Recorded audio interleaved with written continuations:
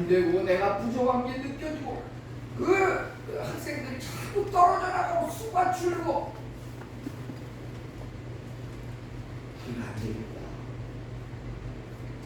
우리 신대원에 가면은 그 과제들 중에서 나는 왜 목사가 되어야 하는가?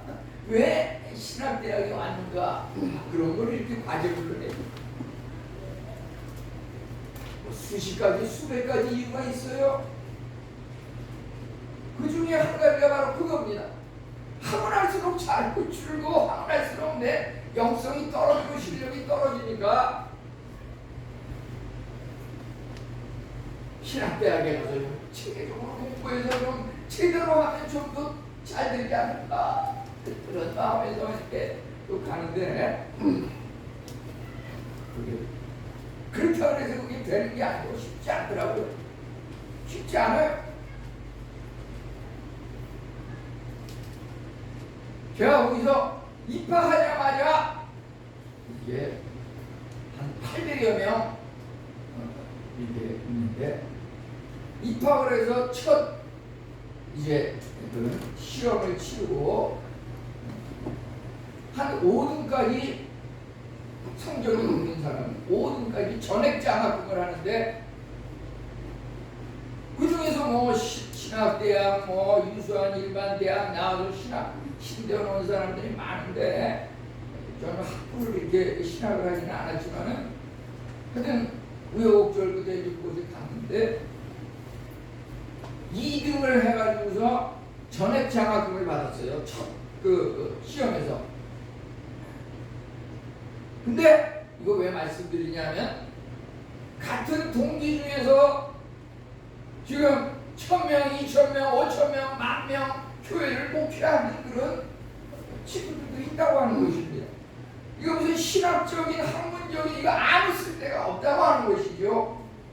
그것에 의해서 인생이 교회가 부흥 여부가 결정되는 게 아니라고 하는 것. 그래서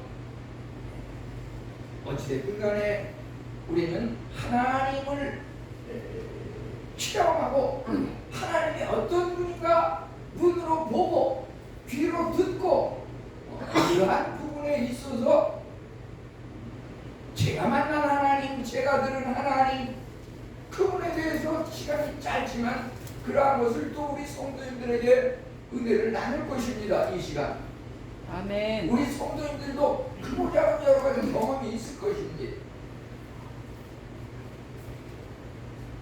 하나님이 우리에게 하나님의 모습을 나타내는데 그것을 계시라고 하는데 특별한 계시를 통해서 하나님을 보여주는 게 있고요. 또 일반 계시라고 해가지고 대자연 속에 우리 앞에 하나님의 모습을 나타내는 게 있습니다.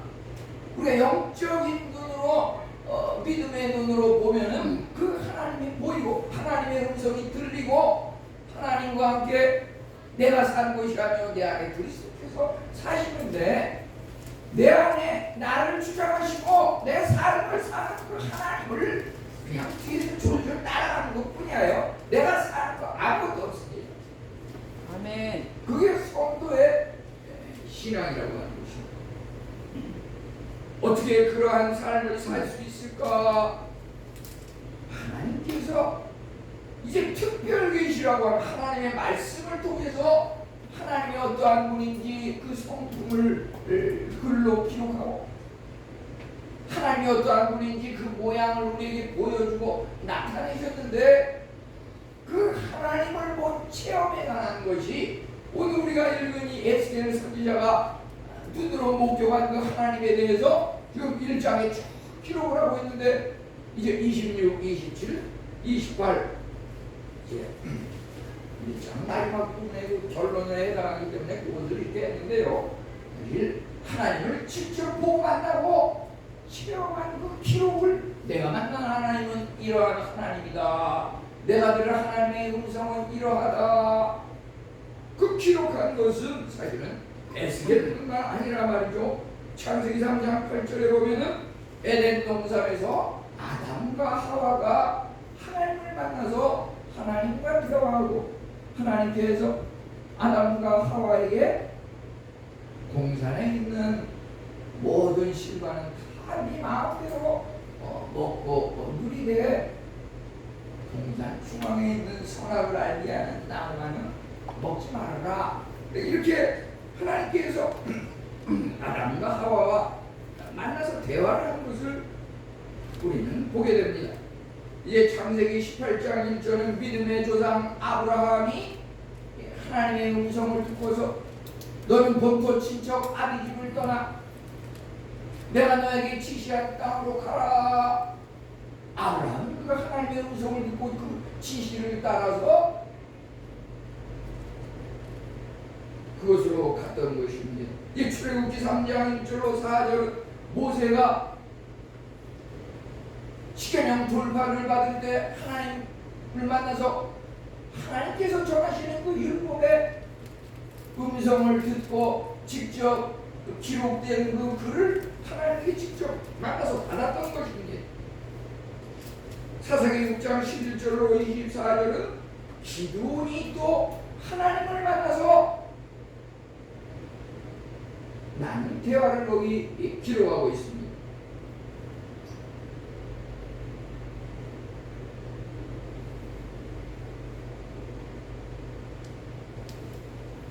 지난주에도 우리 성도님 중에서 한 분이 말씀 시간에는 눈꺼풀이 아래로 내려오는 거 그거 막기 어렵다. 어떻게 막을 수 있을까? 그런 좋은 아이디어를 저에게 주신 분이 있는데요. 하나님께 감사한 것은 그 사도가 말씀을 전하는데 눈이 아래로 감기고 졸다가 떨어져가지고서 죽었는데 이제 다시 살렸잖아요. 근데 여기는 무슨 다락 2층이 아니고 그냥 1층이니까 떨어져 죽으려면 없으니까 그거 하나는 감사한데 하여튼 이 시간에 집중을 해서 잘 해주시면 좋겠습니다. 이제 하나님의 그 만난 하나님 직접 그 기록이 여러 군데 나온 것을 얘기했는데 정말 하나님에 대해서 가장 탁월하게 그 만남의 기록을 보인 것은 성경에서 어느 것인가라고 했을 때 사실 요한복음의 1장에 나오는 그 예수님이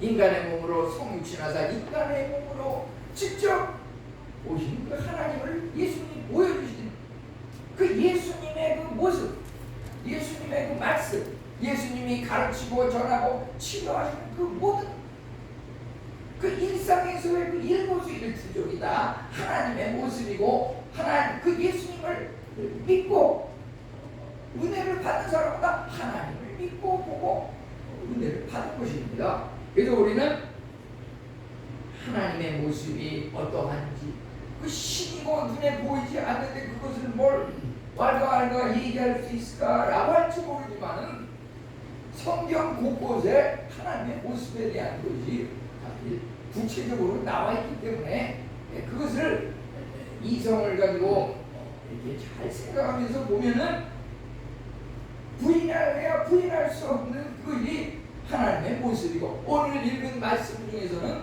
특별히 하나님의 모습이 여기 보면은 무엇의 형상을 닮았다 그랬죠? 사람의 형상을 여기 보면은 26절에서 하나님의 형상이 사람의 모양 같더라. 그러니까 무슨 하나님을 그린다 그랬을 때 신이지만은 구름이나 하늘에 떠 있는 이제 사람 기세가 같은 이런 그림 모양으로다가 또 이렇게 나타나기도 하고 그것이 하나님의 모습이라고 볼 수가 있습니다. 그러면 하나님에 대한 개념을 한번 살펴보고 그 하나님의 그 영광스러운 모습 앞에 우리 인간의 모습이 어떠해야 하는지 그리고 그 하나님과 인간과의 이 관계에 있어서 우리가 어떠한 이해를 가지고 살아가야 할 것인지 그것을 이제 함께 살펴보려고 하는데요. 우선 여기 하나님의 개념, 하나님이 어떠한 분인지 그것에 대해서는 우리가 방금 전에 읽은 성경 본문 본 말씀을 통해서 볼 때 첫째, 궁창 위에 보좌의 형상이 있는데, 궁창 위에 보좌의 형상이 있는데, 남보석 같고 보좌의 형상 위에 한 형상이 있어 사람의 모양 같더라. 우선 여기서 궁창 위에 보좌라고 했는데, 이 궁창이라고 하는 것이 한국에다가 궁창 그러니까 이게 무슨 말이 약간 정확한 그 머리에 분명하게 떠오르는 뜻이 있습니까? 궁창. 바다. 궁창이 뭔지. 바다. 네? 바다? 바다.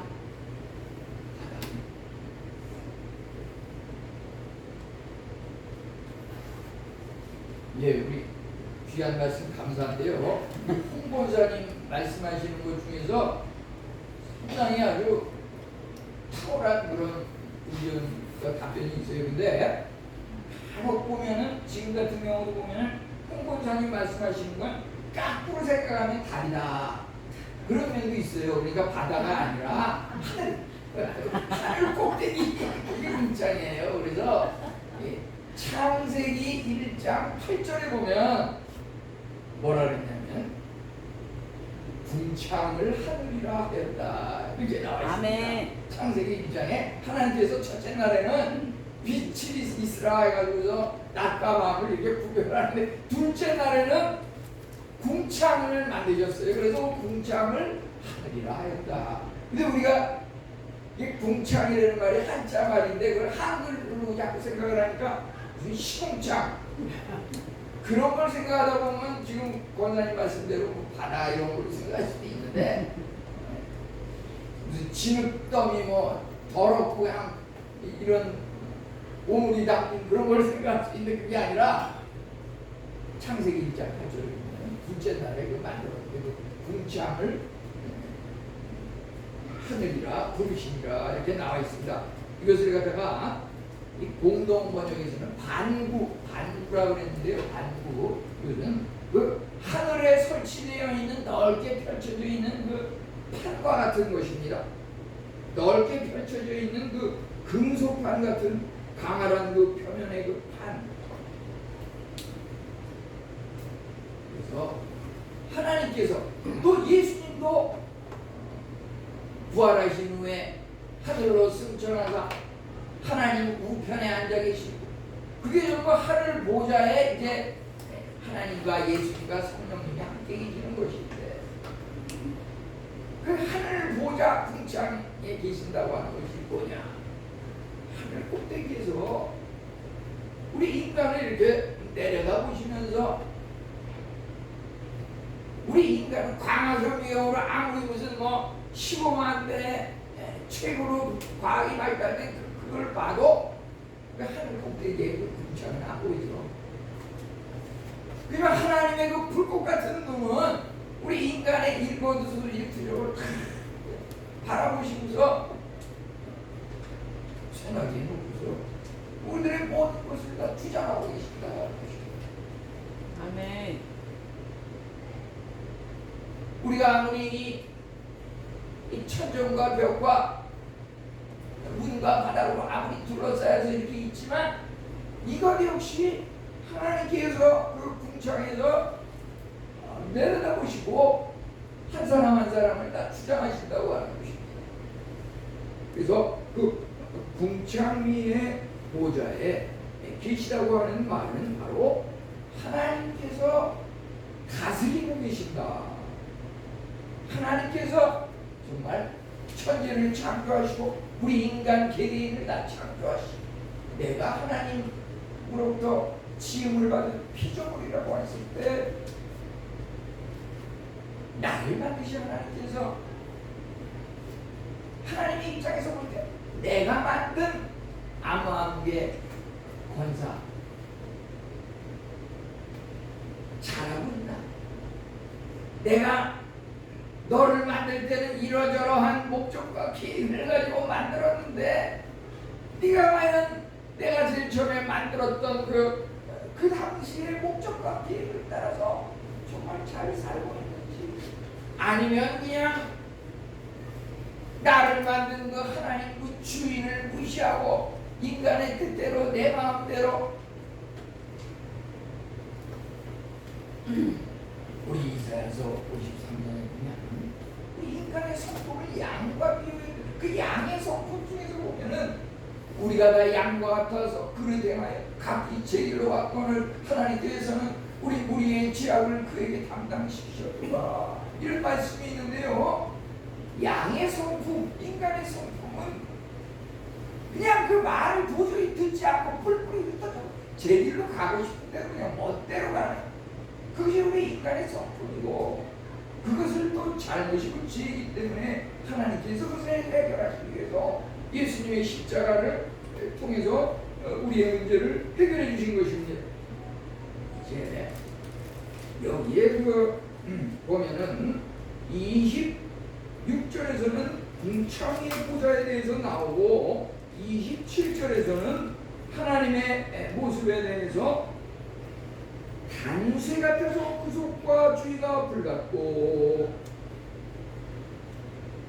이 단쇠라고 하는 것은 금과 은이 혼합된 그 금성으로서 번쩍번쩍 광채가 나는 그것을 단쇠라고 그랬는데, 그 쇳덩어리 빛나는 광채의 그 쇳덩어리 같은 그런 모습이 있는데, 그게 사람의 모습을 닮았다고 하였는데, 사람의 모습이라고 하는 그 사람이라고 하는 말을 넣다 보니까 여기 그 27절에서는 허리 위의 모양은, 이 허리 위에 하나님의 모양을 여기 말하고 있는 겁니다. 허리 위의 모양은 단쇠 같아서 주의가 불같고, 허리 아래의 모양도 불같아서 사방으로 광채가 나며, 여기 영광 카보드라고 하는 것은 인간을 위한 하나님의 그 나타나시는 현현을 말하고 있습니다. 그것은 참으로 불과 같아서 광채, 무지개와 같은 광채라고 여기 28절은 또 말하고 있는 것입니다. 거기에 또한 이제 이것이 1장 4절에서 또 말하고 있는 하나님의 형상은 폭풍과 큰 구름이 있는데, 불이 번쩍번쩍하여 빛이 사방에 비치고 불 가운데 단쇠 같은 것이 나타나 보이고, 에스겔 1장 4절은 이렇게 말하고 있는데요. 이것에 대해서 열왕기상 8장 10절에서는 여호와의 영광이 성전에 가득하니 이렇게 말하고 있습니다. 폭풍과 큰 구름이 오는데 거기에 불이 번쩍번쩍하여 빛이 사방에 비치는 이러한 모습들은 하나님의 그 모습이 말이죠. 폭풍과 큰 구름, 때로는 무슨 산산태풍, 그것이 여기 1장 4절에 나오네. 폭풍과 큰 구름과 연관된 겁니다.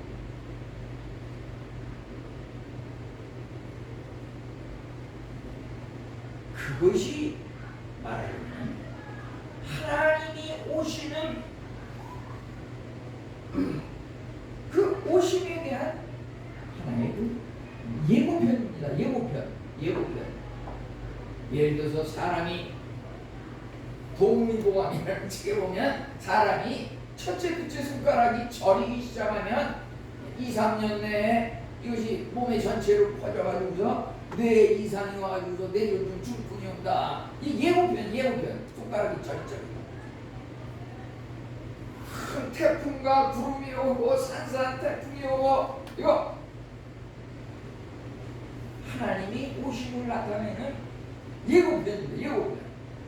빵빠레를 울리고 북을 치고 수많은 병사들이 행진을 하고, 여러분 하면은 거기 거기에 TV에서 김정은이가 이렇게 나타나고 무슨 러시아 무슨 푸틴 대통령이 오고 뭐 이런 식으로 마찬가지로 이제 폭풍과 큰 구름이 오는 것은 성경에 뭐라 그러냐면 이제 28절에 보면 비 오는 날 구름에 있는 무지개 같으니 여호와의 영광의 형상의 모양이라. 우리 말이죠. 우리 인생의 삶 가운데 폭풍과 큰 구름, 그러한 모습으로 옵니까? 우리는 각자 내가 나처럼 이렇게 힘들게 살아가는 사람이 있을까? 때로는 한국인 중에서 그러기 때문에 그것 때문에 이기지 못하고 자살을 하는 사람들이 있고 이런데요. 혹시 그런 마음을 가졌던 사람이 뭐 실천에 옮기는 사람이 뭐 10% 20%면 그 마음을 가진 사람은 거의 90% 이상이 그런 마음을 가질 거예요. 아멘. 저도 한때는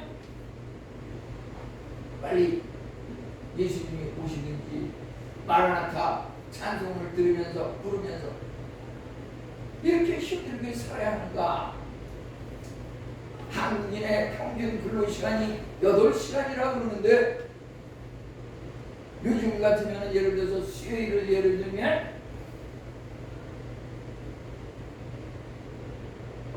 새벽 4시간부터 저녁 한 9시 반까지 이렇게 근무를 하는 나의 그 일상생활을 보면서 이게 정상적인 생활인가? 그냥 죽으면 끝날 텐데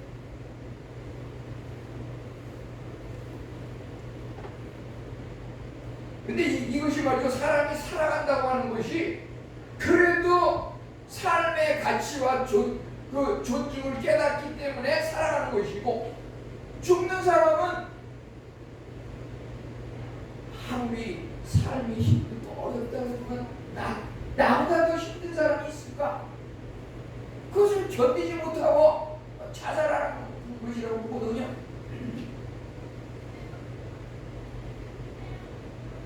우리 여기 성경 말씀 보니까 폭풍과 큰 구름, 그 뒤에서 무지개가 이제 숨어있는 그 무지개가 나타나는 것입니다. 아멘. 왜 나에게 이와 같은 고통과 시련이 있습니까? 아멘. 그 나의 개인적인 여러 가지 기도의 제목들, 그 고통이라고 하는 것이 그 구름과 폭풍일진데, 그 구름과 폭풍은 하나님의 그 무지개가 오기 위한 그 전조증 예고편이라고 하는 것입니다. 그 뒤에 이제 무지개가 오는 것입니다. 우리 교회는 예수 그리스도의 십자가 보혈로 피값을 주고 사신 교회입니다. 이곳에 하나님의 영광이 가득합니다. 이곳에 와서 세상의 온갖 폭풍과 구름과 시련과 인간의 그 불가능이 전부 이곳에 와서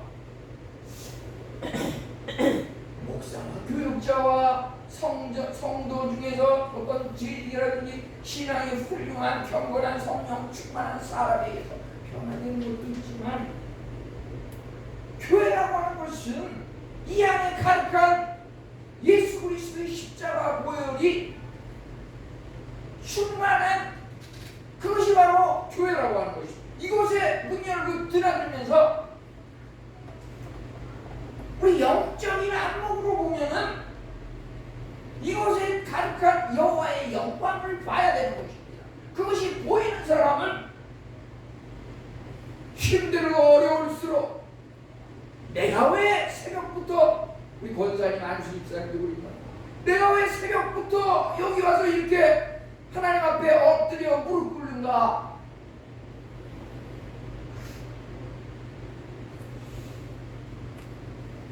내가 하나님 앞에 죽고 싶은 그 마음이 더 강하기 때문에 저 사람들은 그냥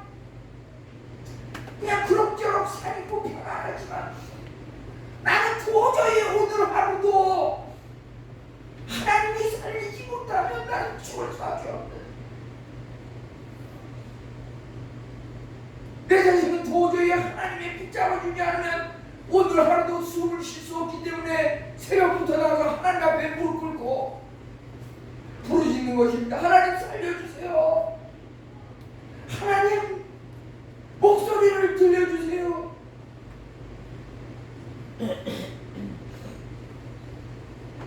우리는 교회에 출입하면서 성전에 가득한 하나님의 영광을 봐야 할 것입니다. 그것은 여기만 나오는 게 아닙니다. 성경에 수백 군데 나와 있습니다. 영화로운 하나님의 광채가 뜰에 가득하다고 에스겔 10장 4절은 말하고 있고요. 여호와의 영광이 성전에 가득하다고 에스겔 43장 5절, 열왕기상 8장 11절에 여호와의 영광이 성막에 충만하다고 출애굽기 40장 34, 35절은 말하고 있습니다. 이 하나님의 영광이 가득한 그것을 보는 사람은 하나님의 그 영광이 너무나도 거룩하고 너무나도 엄청나기 때문에 그 앞에 인간이 그 하나님을 본 사람은 죽을 것이라 라고 성경에 말하였듯이 우리는 정말 그 하나님의 영광 앞에 무릎 꿇고 엎드릴 수밖에 없는 것입니다. 여기 에스겔 선지자도 28절 끝부분에 보니까 그 가득한 하나님의 영광을 보았을 때 그가 어떻게 반응을 했습니까? 그 하나님의 영광을 보고 엎드려 무릎 꿇고 고꾸라지니까 하나님의 음성이 들렸다고 했습니다. 하나님을 보셨습니까? 하나님의 음성을 들었습니까? 얼마나 하나님 앞에 나가서 무릎을 꿇고 얼마나 하나님 앞에 고꾸라졌습니까?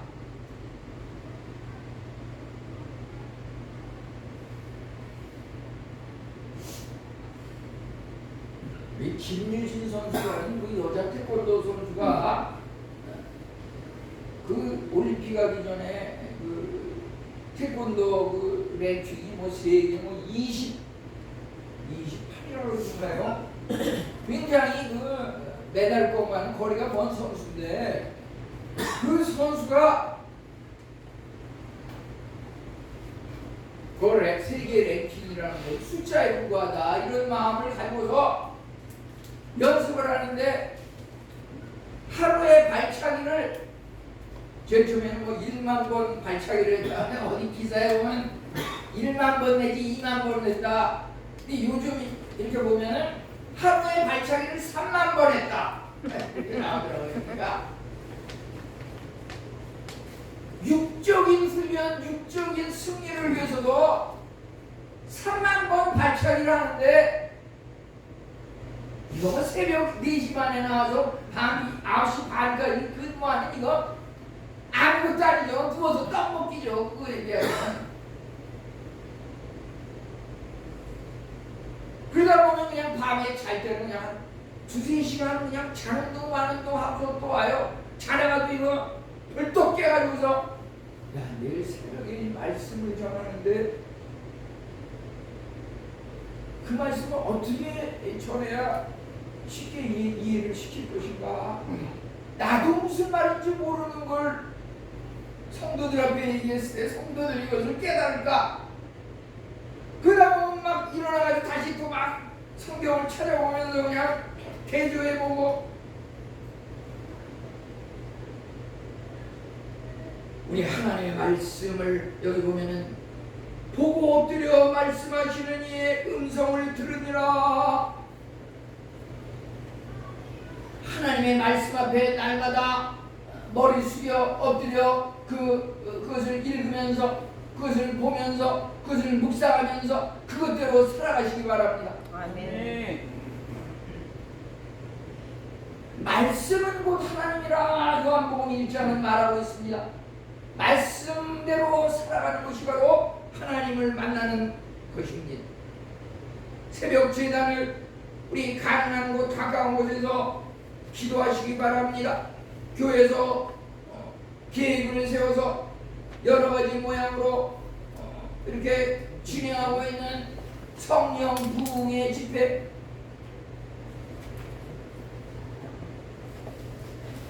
이거 소홀히 하시지 마십시오.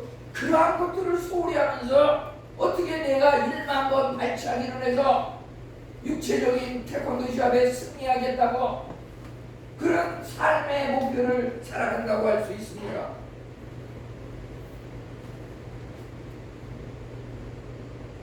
우리가 어떻게 하면 하나님을 만날 수 있습니까? 에레미야 29장 13절은 말하기를 온 마음으로 나를 구하면 나를 찾을 것이요 나를 만나리라. 온 마음으로, 이 온 마음이라고 하는 것은 무슨 시간이 무슨 2시간, 3시간, 24시간 꼭 시간적인 것 말하는 거 아니에요. 단 1분이라도 정말 하나님 앞에 무릎 꿇고 진실된 마음으로 하나님 앞에 나의 소원을 아뢰라. 귀를 만드시니가 듣지 않으시랴. 하나님께서 들으시고 우리를 만나주시고 응답하신다고 하는 것입니다. 욥기서의 그 42장 5절에서는 귀로 듣기만 하였사오나 이제는 눈으로 주를 배웠나이다. 그 경건하고 부유하고 하나님을 경외하기에 으뜸이었던 그 욥이 각종 시련을 겪었는데 그가 그 42장 그 전에서는 내가 귀로 듣기만 하였더니 이제는 눈으로 배웠나이다. 우리의 신앙이 어떻습니까? 지금 신앙의 양주소가 귀로 듣는 신앙입니까? 눈으로 하나님을 보고 믿으십니까? 아멘. 둘 중에 하나 말씀하세요. 아멘이 아닙니다. 나는 지금 귀로 듣는 신앙입니까? 하나님을 눈으로 보고 만나서 살아가는 신앙입니까? 눈으로 보고 만나는. 이 귀로 듣기만 하는 건 간접적인 체험이에요. 간접적인 체험. 눈으로 보는 것은 직접적인 체험입니다. 우리 성도님들이 직접적인 체험을 가지고 하나님을 눈으로 보고 만나고 음성을 듣고 행하시는 우리들 되시기를 축원합니다. 아멘. 그럼 도대체 한 목사 당신은 하나님을 만났습니까? 하나님의 음성을 들었습니까? 도대체 말만 그렇게 하지 말고, 물론 성경에 나오는 건 많이 얘기하지만 저의 체험은 체험으로 또 시간이 짧은데요. 가장 최근 것 중에서 대표적인 것을 이제 간단히 말씀을 드리면요. 예를 들어서 8월 15일에 우리가 연초에 계획을 세운 대로 전경 수련회다 이렇게 가는데 말이죠. 그런 그 행사를 하나를 진행하는 과정 속에서 저는 하나님을 만나고 하나님의 음성을 듣고 정말 하나님께서 나를 사랑하시는구나. 그런 것을 말이죠. 무수한 그 체험을 통해 가지고 하나님 앞에 감사드릴 수밖에 없습니다. 저는 그래서 15일에 전교인 수련회를 갔다 와가지고서 제가 살아있는 동안에는 매주 이렇게 감사 헌금을 드리지만 꼭 바로 다음 주간에 8월 18일인가요? 하나님 수련회 정예인 수련회 은혜 중에 다녀오게 하셔서 감사합니다. 그렇게 감사 헌금 제목을 이제 그 주간에는 그걸 써서 이렇게 했는데요. 그때 보면은 유심히 보신 분이 있는지 모르지만 거기에 보면은 홍안개라고 그 이름이 좀 낯선 그런 사람 이름이 거기 들어가 있을 거예요. 감사 헌금하시는 분에. 그분이 제가 10여 년간 그 스리랑카에서 코이카 국제협력단 그 소장님을 하시던 그 한 소장님 사모님인데 그 사모님이 제가 이곳에서 목회를 하는 걸 알고서 어려울 때 귀하게 쓰일 수 있도록 이렇게 헌금을 이렇게 큰 돈은 아니에요. 뭐 100만 원도 아니고 이렇게 조금 이렇게 하시는데 그것을 갖다가 물론 제가 거기서 우리 집사람하고 온 식구들이 기도하는 가운데 그 사명을 잘 감당하는 그것도 있지만 한 번은 그분들이 잠시 집을 비우고서 가 있었는데 그 아들애가 당시 초등학생이었는데 밤에 한 11시쯤에 갑자기 집으로 연락이 와서 찾아왔는데 얼굴이 막 텅텅 부어가지고 얼에 쏘여가지고 말이죠. 네. 우리 한국에서도 2024년에 1월부터 7월 사이에 벌에 쏘여 죽은 사람이 8명이더라고요. 8명. 통계를 보니까. 뭐 벌에 쏘인 사람은 뭐 2,000명이 넘는데 죽은 사람이 8명이더라고요. 근데 그 소장님 아들이 벌에 쏘여가지고 얼굴이 탁 붓고 막 그냥 막 몸이 막 그걸 이렇게 치료를 해가지고 하루 이틀 지내면서 이렇게 낫고 회복이 됐는데요. 그 부모님들이 그것을 기억하셔가지고 이렇게 감사하는 마음을 서로 이렇게 가지고 있는데 그런 어려울 때 그런 분이 이렇게 돕는 그게 있는 거예요. 예를 들어서 우리 무슨 비치형 성경 30권이 있지만은 그것도 보면은 우리 집사람 친구 중에서 같은 신앙의 그 신호 친구들이 복장들이 이거 헌금을 해가지고서 이 30권을 또 여기 가져가지고 빚자고 이거 절대 제가 뭐 운영을 하고 우리 성도들도 물론 기도를 해서 운영을 하지만 이런 것들이 협력을 해서 이뤄나가는데요. 그런 코스라든지 진행하는 이러한 문제도 예를 들어서 제암리교회에 가서 이렇게 그 순교회 현장을 우리가 체험을 하고 그 교회에 들어가서 또 예배도 드리고 사실 그런 과정이 말이죠. 어떻게 보면 설마 우리가 그렇게까지 할 수 있을까 지금 생각하는데 그게 하나님께서 다 살아서 인도하시는 역사하시는데 말이죠. 그 전에 제가 사실은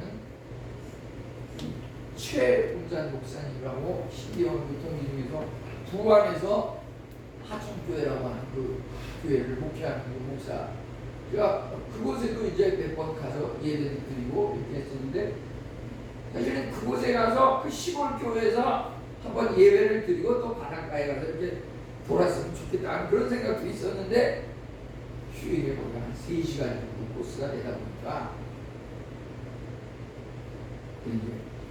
왜냐하면 그런데 한번 방문하면 그게 말하자면 국내 선교여행이나 마찬가지거든요. 그런 데서 그 시골 지금 그 우리가 주보 첫 장에 나오는 그 무안 대사리교회도 마찬가지예요.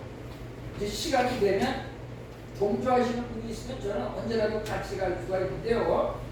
무안 대사리교회 이 정 목사님이 하시는 그 교회도 정말 깡시골인데요. 여기서 한 5시 반, 6시간 정도 걸려요.